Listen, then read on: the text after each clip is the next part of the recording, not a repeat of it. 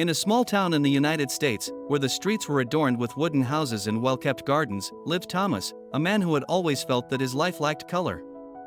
Since childhood, Thomas had been a dreamer, but also a loner. Despite growing up in a loving family, the feeling of mediocrity had haunted him from a young age. While his friends were graduating, landing good jobs and starting families, he felt stuck, trapped in a dead-end job at a local hardware store. The arrival of Alex, an old high school classmate, disrupted the monotony of his life.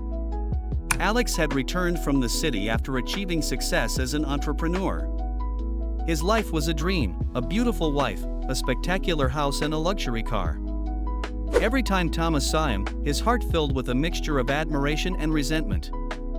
Alex's smile reminded him of what could never be. Thomas's envy grew stronger every time they crossed paths in the village. He remembered his school days, where Alex was always the most popular, the most charismatic. Thomas, on the other hand, had been the shy boy who preferred books to parties.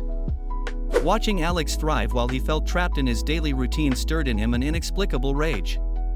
His life became a series of painful comparisons, and bitterness became his constant companion. Over time, envy began to well up in Thomas's heart. Every conversation with Alex became a torturous reminder of his own shortcomings. On one such occasion, during a dinner at Alex's house, where old friends were gathered, Alex made a joke about how Thomas had missed the boat on success. The laughter of the others echoed in Thomas's mind, and rage took hold of him. The atmosphere became thick, the words flowed with a painful ease. As everyone shared stories of their accomplishments, Thomas couldn't help but feel smaller and smaller, as if a shadow was looming over him. That night, as he returned home, he felt a darkness beginning to creep into his heart. Life in the village continued on. However, Thomas gradually retreated into a shell of bitterness. He began to avoid his friends and, little by little, his social life faded away. Working at the hardware store became a monotonous routine, and interactions with customers were just a reminder of his isolation. The small spark of hope that had once existed slowly faded away, replaced by frustration and resentment. The situation came to a head during a birthday party organized by one of their mutual friends. The house was filled with laughter and music, but Thomas couldn't focus on anything but Alex, who dazzled with her charisma.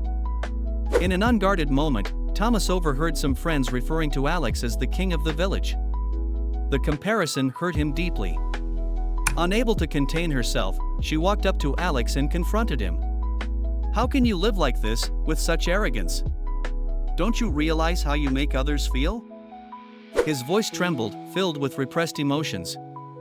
The atmosphere became tense, and the laughter stopped instantly.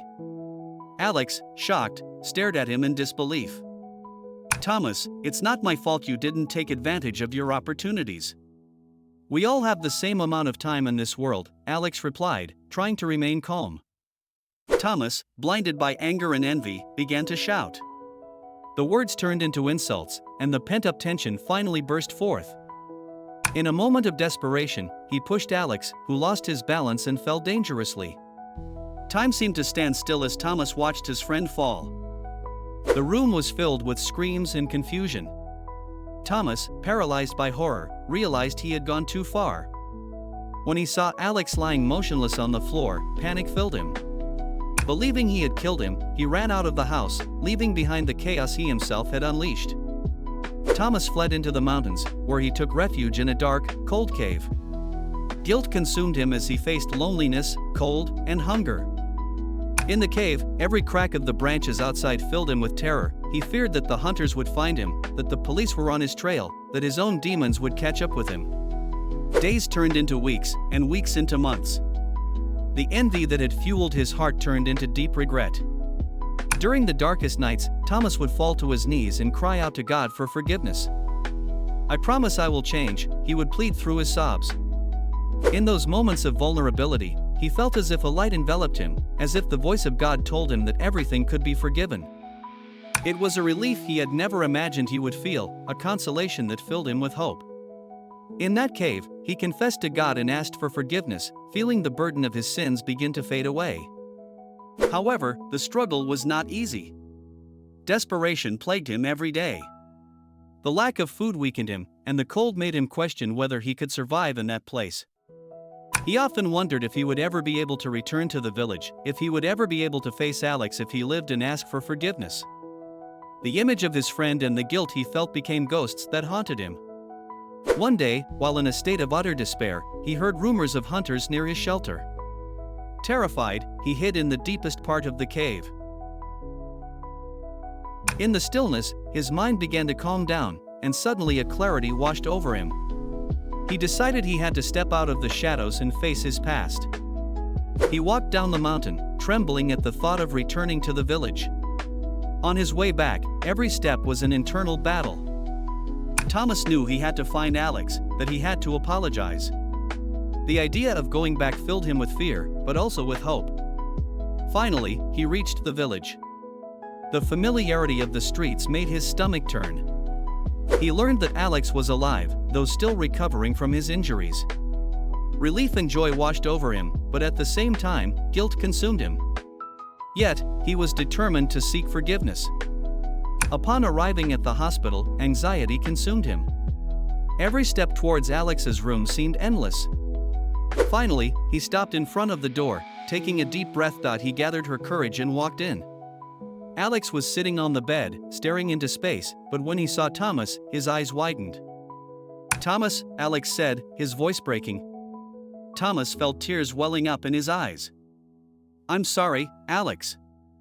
I failed you. Envy blinded me and I don't know how I could have hurt you. I ask for your forgiveness, as the Lord has taught me." Alex looked at him, and there was a flash of compassion in his eyes. "Thomas, what you did hurt me deeply, but I believe in forgiveness. I've learned that holding on to a grudge leads to nothing good." Tears welled up in Thomas's eyes. "I've spent a lot of time suffering over this. I want to be better." Alex nodded. "We all make mistakes. The important thing is to learn from them.